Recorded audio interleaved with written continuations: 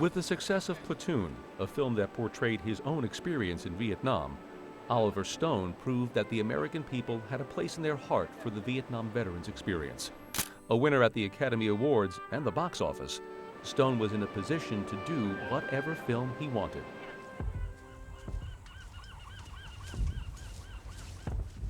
He chose to fulfill a promise he made to a fellow veteran and make Born on the 4th of July.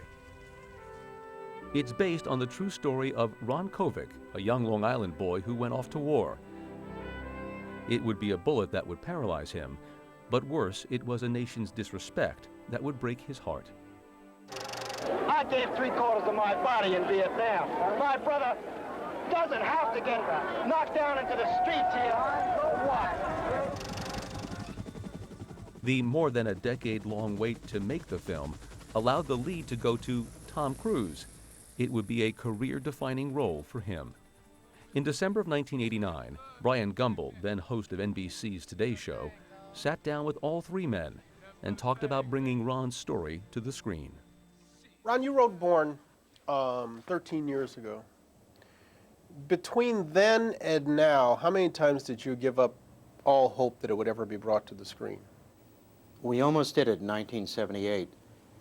Brian, we got within 4 days of filming and they canceled the film. And That crushed you? I was heartbroken. I felt like I was wounded again, just as I had been in 1968 in Vietnam. I'll always remember Oliver Stone coming up to me a few days after the film was canceled the first time in 1978. He said to me, if I ever break through, if I ever get the chance to direct, I'll come back for you. He made a promise to me. And after Platoon, I knew that Oliver could have done any film that he wanted to do. I got a phone call and he said, Ronnie, come to New York. We're going to try to make this film again. Oliver Stone kept his promise.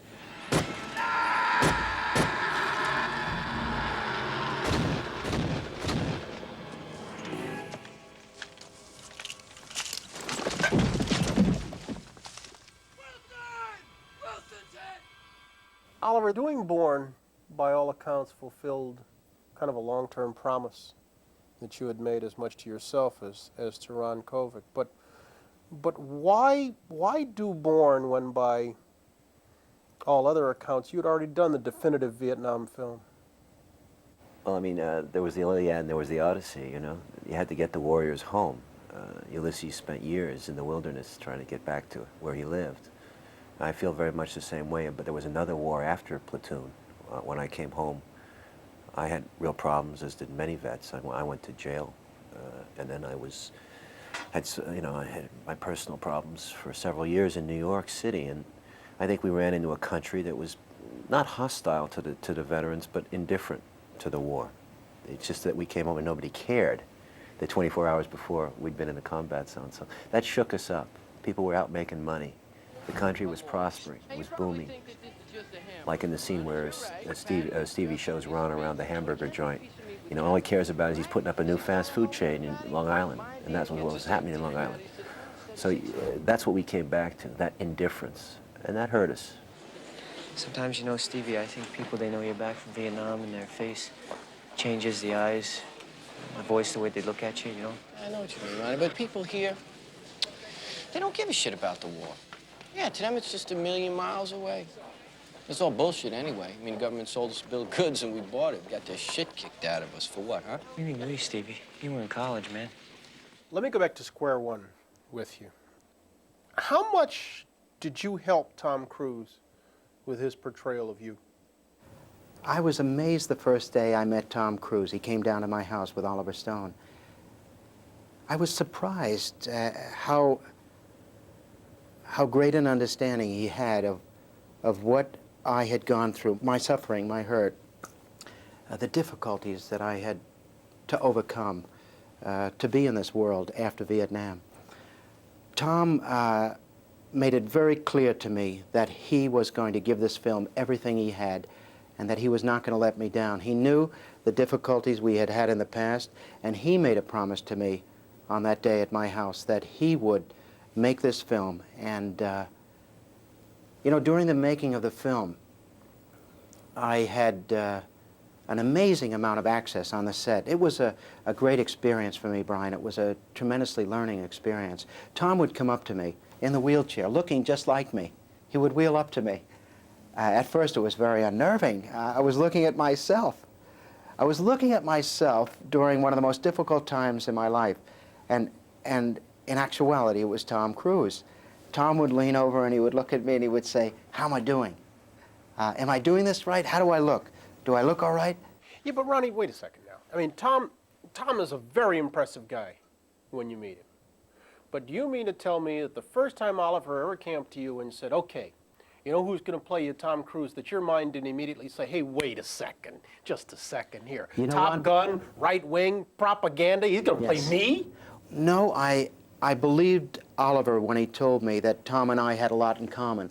I knew Tom had come from a working-class background. I knew that he had grown up Catholic. I knew he was a lot like me. You know, when Tom came down that day, I wasn't really sure. But in the 3 hours he spent with me in my kitchen, telling me his understanding of my story, I believed that he could do it. I remember in the VA hospital, there was a very difficult scene that you'll see in the movie. There was a silence on the set. Everyone was watching. Everyone realized that something very special was happening. The scenes were explosive. And we felt we were watching we felt that something very important was happening. And it was. This goddamn fucking place. I need a bath. Don't be raising your voice bath. to me, Mr. Kovic. You watch your mouth. Would you people help me, huh? What's the matter with you? I don't feel right. I don't feel right either. I need to see the doctor. I need to see him now! Not available I now. want to see him now! He's always too busy, isn't he? What's eating you now, Kovic? Fucking shit! You going out the deep end? Amputate that leg, you going like this? What do I have to do? What do I have to do to Hey, make man, you don't people ever listen put to your me? hands on All me. I'm saying is I just want to be treated like a human being. What ain't that shit? Just want to keep me fucking drunk so I don't know what's going on around here, man. This place is a fucking slum. You went out, man. Fine. We take that leg of yours, we get you out of here in 2 weeks. I want my leg. Why? I want my leg. Why? You can't feel it no how? It's my leg. I want my leg, you understand? Can't you understand that? All I'm saying is I want to be treated like a human being. I fought for my country. I am a Vietnam veteran. I fought for my country.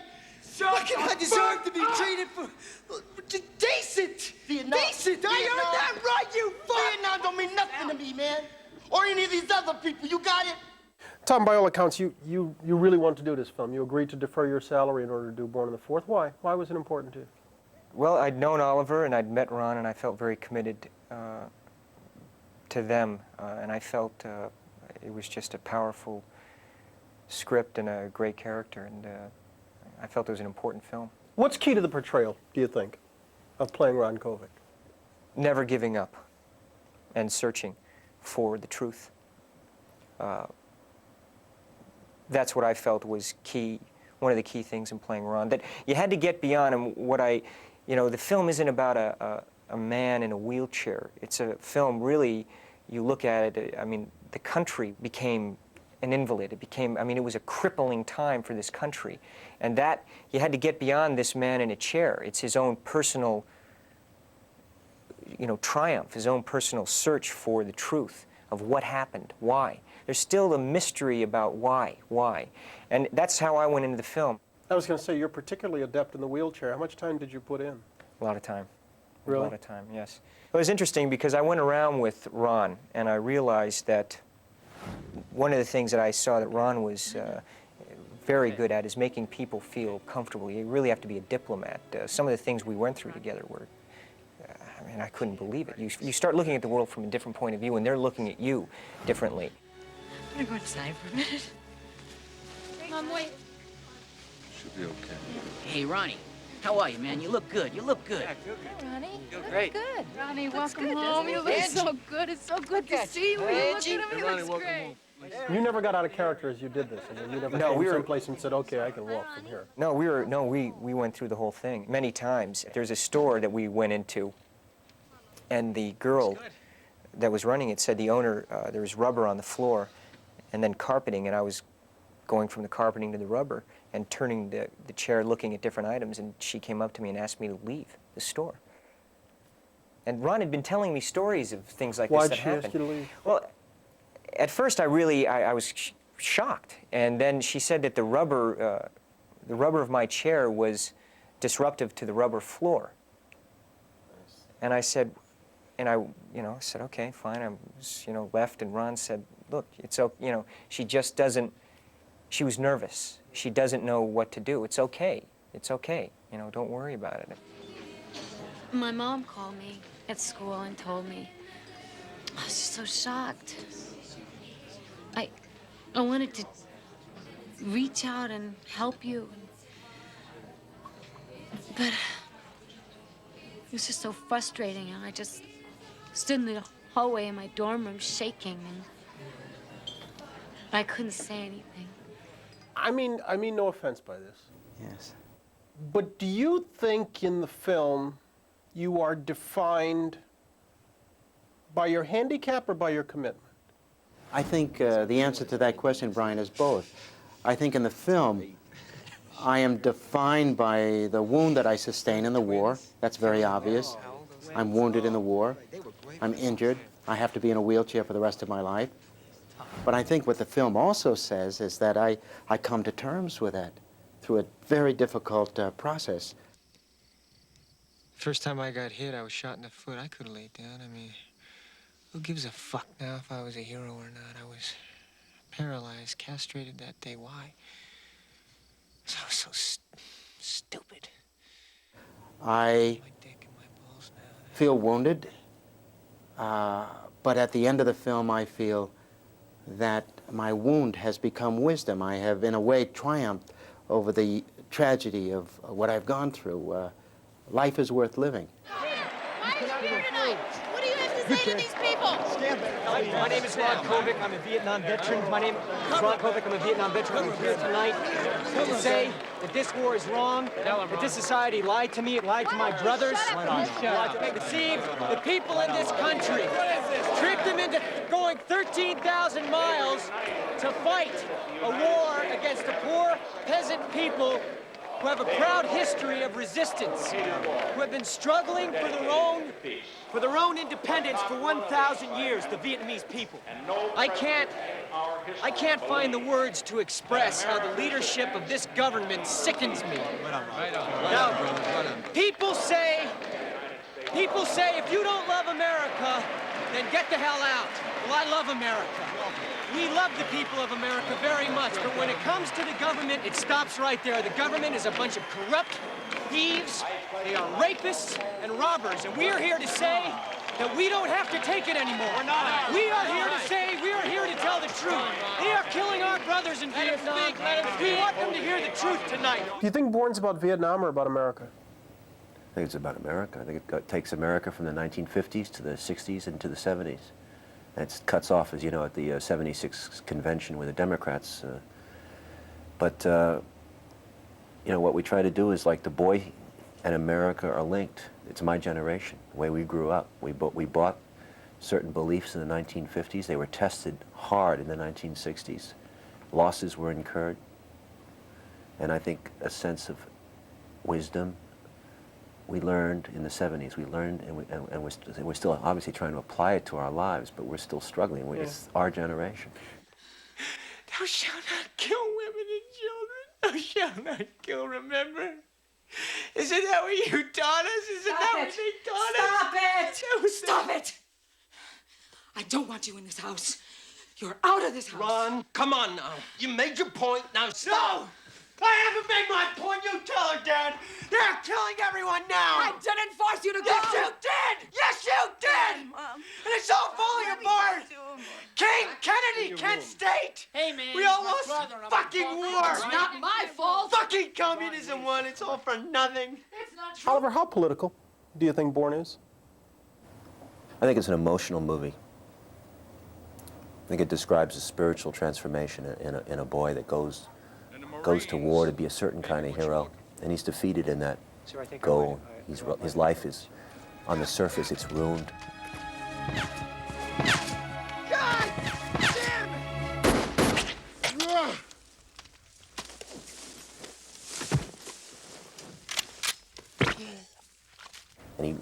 and he's defeated at every turn. I've come to give you your last rites. Father. Are you ready? And he goes through hell, and he comes back from hell, and he's grown into a better man than what he intended to be. He's become a different kind of hero. That's the movie I set out to do. The political implications are there. You can pick them up from the left or from the right, but that wasn't the reason the movie was made. 1, 2, 3, 4. We don't want your fucking war. 1, 2, 3, 4. We don't want your fucking war. You don't think the movie tries to state an opinion from a pulpit? No, these are events that occurred, which we dealt with. I think we avoided preaching at the audience. We didn't intend to. I think we showed very concrete actions. As you see, Ron, when he came back from the war, was still very pro-war. I mean, we didn't make it easy that he, just because he got shot in a wheelchair, that he changed overnight. It wasn't that easy. It took 4 or 5 years for him to deconstruct his mind and to change the mind, to go from one bias to the other bias. All those meetings with all his friends, his former girlfriend, his former school friends, his parents, they're all painful. They're one-on-one encounters. It takes time to change a human mind. When he hits Mexico, I suppose that's probably the blackest place in the movie, when he runs into Willem Dafoe and he's staring at his own skull 5 years down the road. I mean, this is what he's going to become if he continues in this direction. And I think Willem sort of reflects back at him his own death. And I think when he reaches down inside himself, he pulls out this need to confess. Confession is good for the soul. And Ron confesses and goes on to be a greater man. This wheelchair, our wheelchairs, this steel, our steel is your Memorial Day on wheels. We are your Yankee Doodle Dandy come home. We are your Yankee Doodle Dandy come home. I gave 3/4 of my body in Vietnam. My brother doesn't have to get knocked down into the streets here. So what? Kovic's commitment left me, and I'm sure it's going to leave an awful lot of viewers of the film, feeling somewhat inadequate, that we don't have the same type of passionate commitment, the same sense that he does, to anything beyond our work for the most part. Did it leave you feeling that? Well, when you meet Ron, he's 100%, and when he believes in something, I mean, he is just, he was always that way.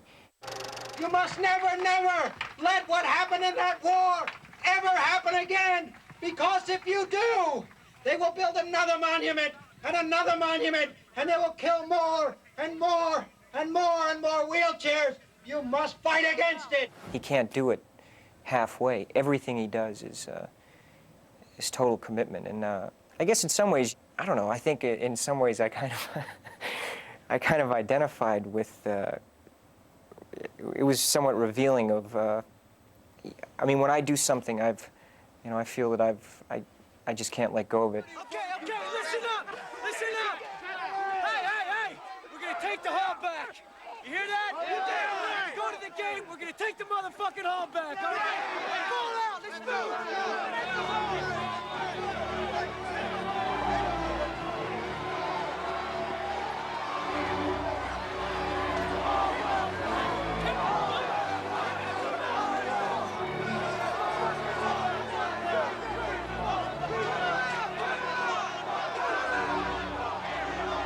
You and I are contemporaries. You resent guys like me who didn't go? No, not at all. I watch your show every morning. That's not a prerequisite, but I have no resentment for those who didn't go. In fact, I'm glad, Brian, that you didn't have to come home in a wheelchair. I'm glad that you didn't have to go through the last 21 years that I've had to go through. You know, for the longest time, Brian, I was very angry and very bitter about my wound and what had happened to me. It's only been the last couple of years that I've been able to honestly, sincerely feel within inside myself that in some way this has been a blessing, that in some way I have been able to become a more whole human being because of what I went through. Final note, Ron. It is obvious that the war will always be with you. Right.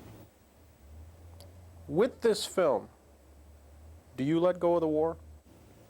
Yes, I do. I begin to let go of the war with Born on the 4th of July. I begin to come back to my country again, back to my mother and father and my brothers and sisters, and I begin to come back to the country that I loved so much when I was a young boy growing up in the 1950s. I'm coming back to America again, and I'm coming back to life again. And life has never been more exciting for me than it is now. I never dreamed that I would be able to reach so many people. I never dreamed that I would be sitting here with you today. And if I would share anything with people today, I would tell them never give up on life. Never give up, no matter how difficult, no matter how painful, no matter what happens to you. Hang in there. Keep trying and keep believing in your dreams, because someday those dreams will come true, and they've come true for Ron Kovic.